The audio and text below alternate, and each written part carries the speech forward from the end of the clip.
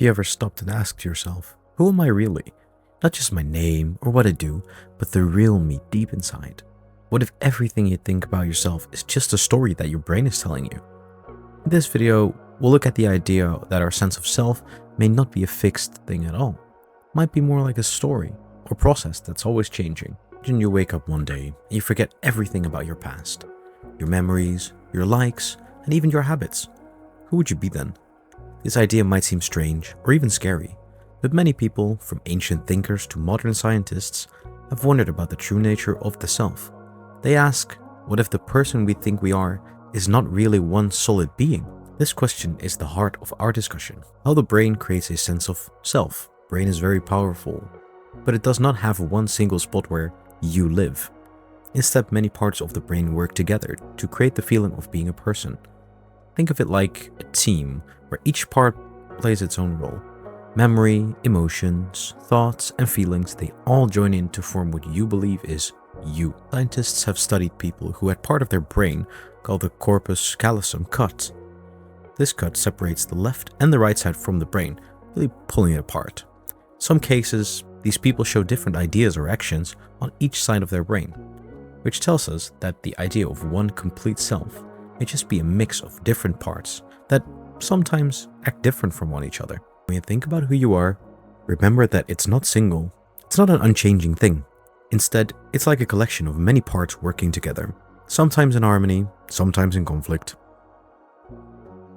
Another important idea is that our mind is a great storyteller. Every day, your brain creates a story about who you are. It explains your feelings, your actions, and your thoughts in a way that makes sense to you, even when you are not fully aware of it.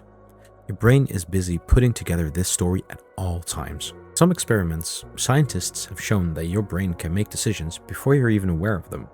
For example, a person might choose to do something, and researchers can predict that choice a few seconds before the person even realizes it.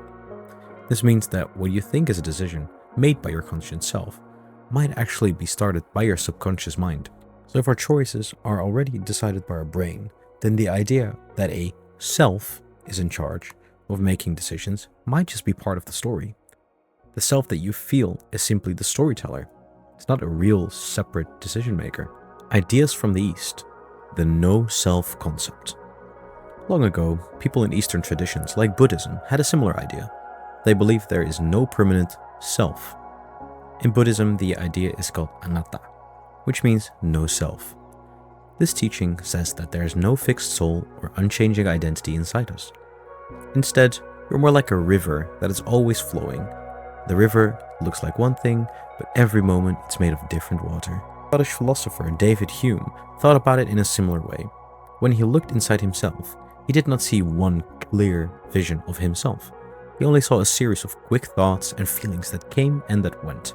So for him, the idea of one constant I was just a trick of the mind, a story that we create out of habit and language. Ideas remind us that our self is not a solid object, but a series of events that change over time.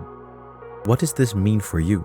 First, the thought that self is an illusion might feel upsetting.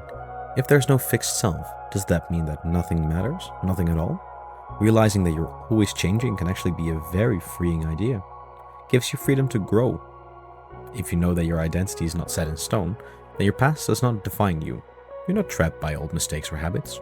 Every day gives you a new chance to change, learn, and grow. You can let go of your ego. A big part of our suffering comes from holding on to a fixed idea of who we are. We only get hurt or angry when we feel our self-image is being threatened. So when you understand that this self-image is only a made-up story, you can let go of anger, grudges, and unrealistic expectations. This can help you feel more relaxed and open to new experiences. Understanding others. When you see that everyone is just a collection of changing thoughts and feelings, it becomes easier to understand and care for others. Instead of judging someone from being different, you can realize that they too are always changing and growing. And this thought can make you kinder and way more empathetic. The real you. Awareness. If the self as a solid thing is an illusion, then what is real? Many people believe what is real is your awareness. The part of you that notices your thoughts, your feelings, and your experiences. You're not just your ideas or your body, you are the one that sees them all. One way to discover this awareness is through meditation. When you sit quietly and you pay attention to your breathing, You may notice that your thoughts come and go like clouds in the sky. You are not the clouds, you are the sky itself. This simple practice can help you see that your true self is not fixed or unchanging, but open and full of possibility. Living with an open mind, thinking about the self in this way, can change how you live your life. If you understand that you're not one fixed person, you can live more freely. You're allowed to change your mind, to try new things, and to leave old habits behind. Understanding can also help you deal with life's challenges, because you know that even tough times are just part of the changing process. Imagine life as a blank canvas. Every day, you have the chance to add new colors and shapes. You do not have to be defined by what you did yesterday or where you were a year ago. This idea gives you the power to shape your future in a way that feels right for you. A final question. Who are you, really? In the end, if the self is just a story that your brain tells you, then the important question becomes, who are you, really? Is your identity a fixed set of traits, or is it something that changes every day? This question is not meant to confuse you or scare you. It's meant to inspire you to think about your own life in a whole new way.